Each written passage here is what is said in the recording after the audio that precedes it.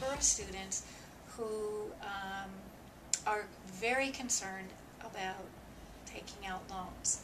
And here, for students who found that they needed to borrow from a federal loan at the University of Oregon, they're borrowing somewhere between about $18,000 to $19,000.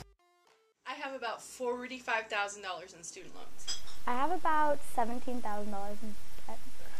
I think by the time I graduate, I'll have about $80,000 in student loans.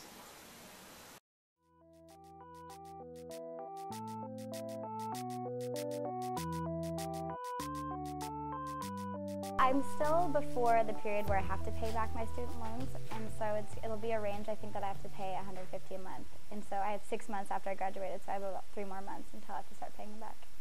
For me, they won't be paid off until about 2020, but that's at like $382 a month payments. I think I'm going to start paying them back immediately after I graduate.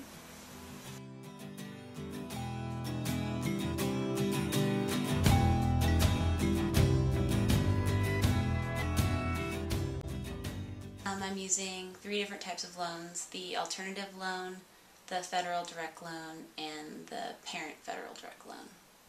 Well, I borrowed from the government financial aid about $5,000, and then I borrowed another like $12,000 from my grandparents.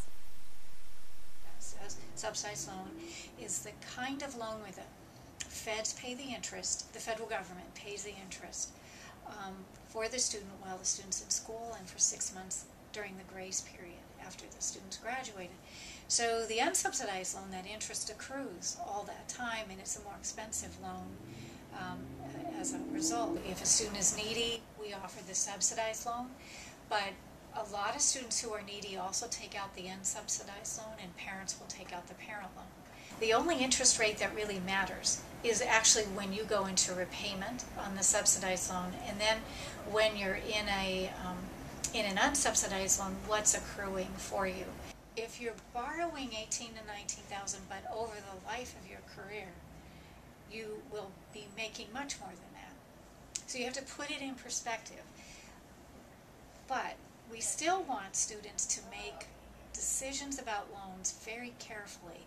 For me, I do have a lot of debt, and it's going to be a pain and a hassle to pay it back, but I wouldn't really do it differently because I've had a really great experience. I've got a solid degree.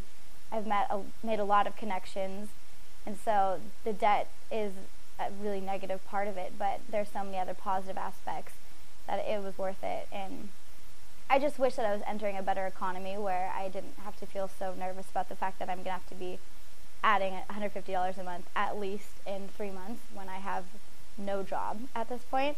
But I don't think I would do it differently, just because you got to get a degree, and eventually I think it'll all be worth it.